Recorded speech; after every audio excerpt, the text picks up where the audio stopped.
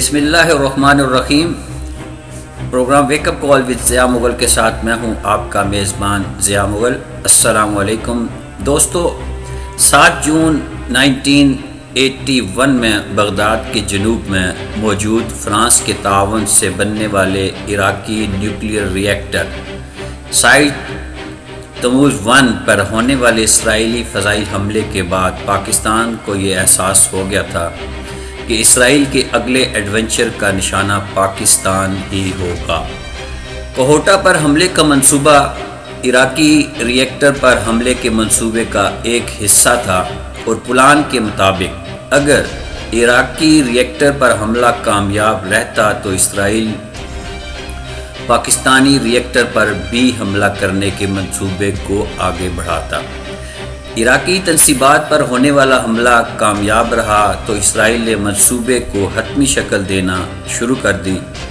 حملے کے لیے اسرائیل کے پاس 2 آپشن تھے۔ پہلا یہ کہ اسرائیلی طیارے انڈیا میں آتے اور وہاں سے فیول لینے کے بعد اڑ کر پاکستان پر حملہ کرتے،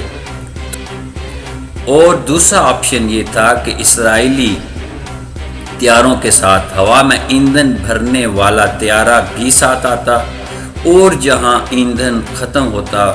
وہاں اسرائیلی طیاروں کو ایندھن بھر دیتا۔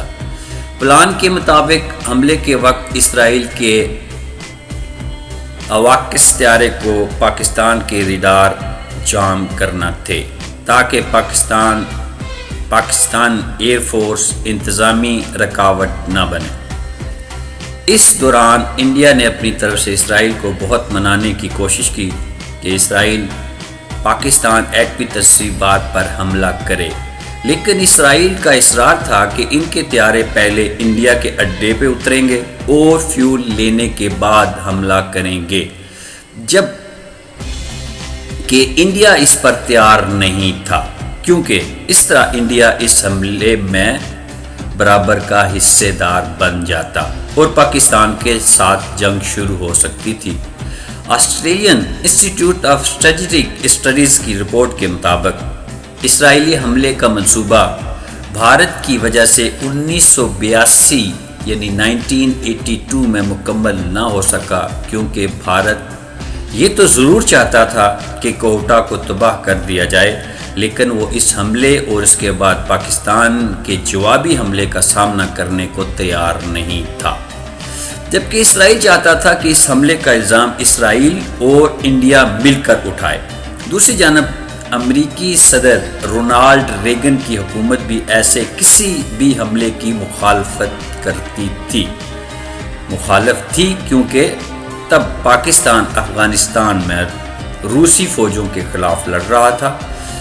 اس دوران پاکستان پر اسرائیلی حملہ ہو جاتا تو یقیناً پاکستان روس کو چھوڑ کر ان دونوں ممالک یعنی انڈیا اور اسرائیل سے الجھ پڑتا، جس سے افغانستان میں روس کے قدم جم جاتے۔ اسرائیلی حملے کے منصوبے پر آخری مہر پاکستان کی حکومت نے تب لگا دی جب پاکستانی معراج طیاروں نے اسرائیل کی صحرائے نجف میں موجود دیمونہ نیوکلیئر تنصیبات تک پہنچ جانے کی ایک کامیاب کوشش کرتے ہوئے اسرائیل کو ایک واضح پیغام دیا، جو کہ سفارتی ذرائع سے بھی اسرائیلی حکومت تک پہنچا دیا گیا کہ اگر کوہوٹا پر حملہ ہوا تو پاکستان اسرائیل کی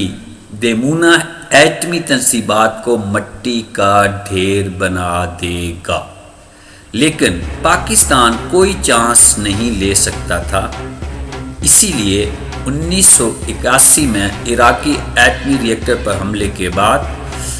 اس وقت پاکستان کے صدر جنرل محمد ضیاء الحق نے پاکستان ایئر فورس کی ہیڈ کوارٹرز کو اسرائیلی حملے کو ذہن میں رکھتے ہوئے پلان بنانے کی ہدایت کر دی، جس کے بعد پاکستان کی ایئر چیف نے ایئر ٹاسکنگ آرڈرز جاری کیے۔ ایئر ڈیفنس کے چیف کو کوہوٹا کی حفاظت کے لیے پلان بنانے کا حکم جاری کر دیا گیا، اور ساتھ ہی اسرائیلی دیمونہ ری ایکٹر پر حملے کا پلان کرنے کا بھی حکم دے دیا گیا، جس کے بعد ایئر ہیڈ کوارٹر چکرالہ اسکیم اسلام آباد میں ایک خاص آپریشن روم بنا دیا گیا، جس میں ایئر ڈیفنس کی ساری صورتحال کو مانیٹر کیا جاتا تھا۔ 10 جولائی 1982 کو پاکستان ایئر فورس نے اسرائیل کی دمونہ ایٹمی تنصیبات پر میراج طیاروں کی مدد سے حملہ کی صلاحیت کا بھرپور مظاہرہ کیا، اور 1983 میں F-16 طیاروں کی مدد کے بعد انہیں بھی اس اسپیشل اسٹرائک کورس میں شامل کر لیا گیا۔ اس ساری پس منظر میں 13 مئی 1998 کو انڈیا کے ایٹمی دھماکوں کے بعد پاکستان کو بہت سخت خدشہ تھا کہ اسرائیل اور انڈیا اپنے سابقہ پلان کے تحت پاکستانی ایٹمی تنصیبات پر حملہ کر سکتے ہیں، لہٰذا پاکستانی ایئر فورس انتہائی زیادہ الرٹ حالت میں تھی۔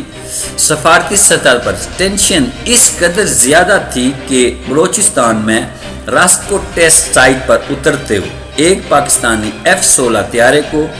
گہرے بادلوں کی وجہ سے زمینی دستوں نے اسرائیلی طیارہ سمجھ لیا، اور اس سے پہلے کہ اس چیز کو پاکستان ایئر فورس کنفرم کرتی، یہ خبر امریکہ میں پاکستانی سفیر تک پہنچ چکی تھی،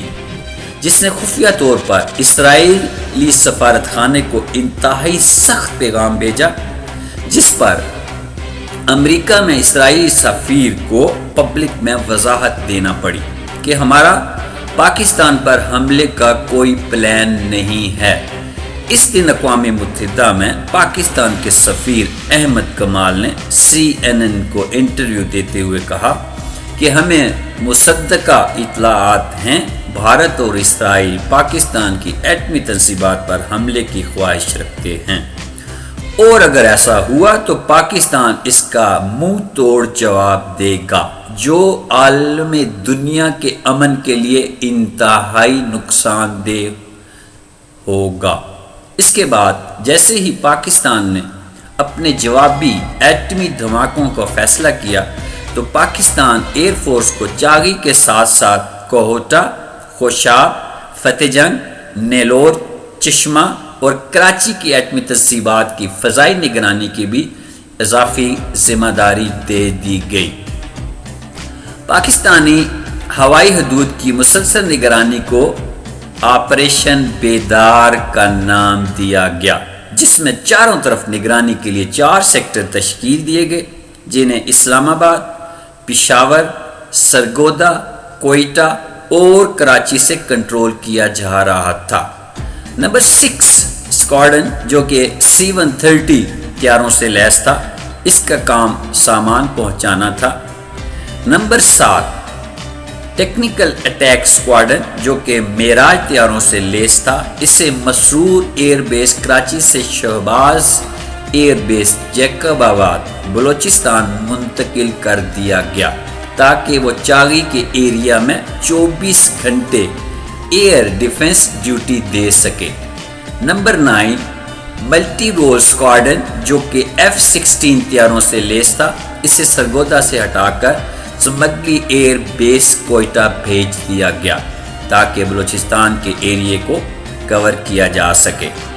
نمبر 11 اسکواڈرن، جو کہ F-16 طیاروں سے لیس تھا، اسے 24 مئی کو سرگودا سے۔ نمبر 17 اسکواڈرن کے F-6 طیاروں کو پاکستان کے بارڈرز کے ساتھ ساتھ ہوائی ذمہ داری دے دی گئی۔ اس کے ساتھ پاکستان ایئر فورس کے پاس موجود تمام ریڈارز یونٹ کو اس طرح پھیلایا گیا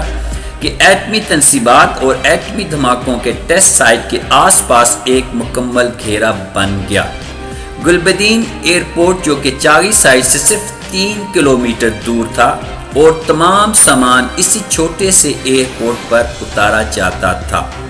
پاکستان کا ایٹم بم مختلف حصوں کی شکل میں 2 C-130 طیاروں کے ذریعے گلبدین ایئرپورٹ تک پہنچایا گیا۔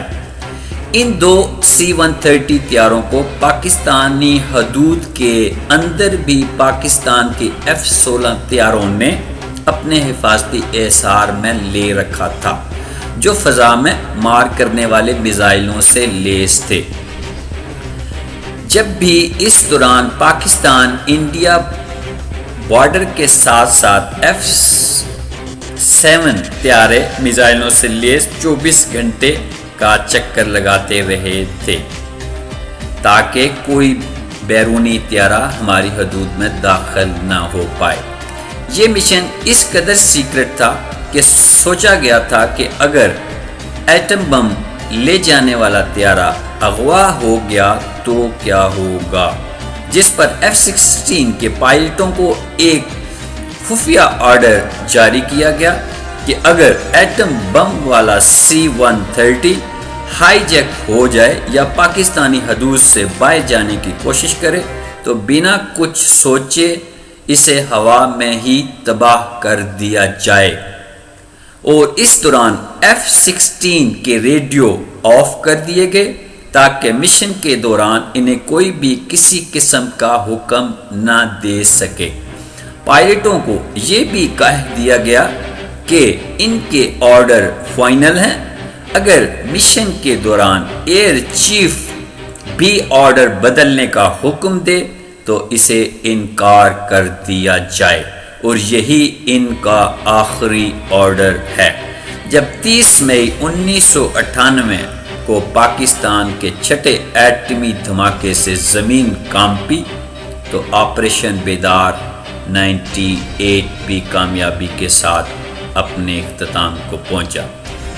ناظرین اکرام، آج تک کے لیے اتنا ہی۔ ہمارے چینل ویک اپ کال وذ ضیاء مغل کو سبسکرائب کرنا مت بھولیے گا تاکہ ہم آپ کو نئے سے نئے پروگرام اور آنے والی اپڈیٹ سے آگاہ رکھ سکیں۔ پاکستان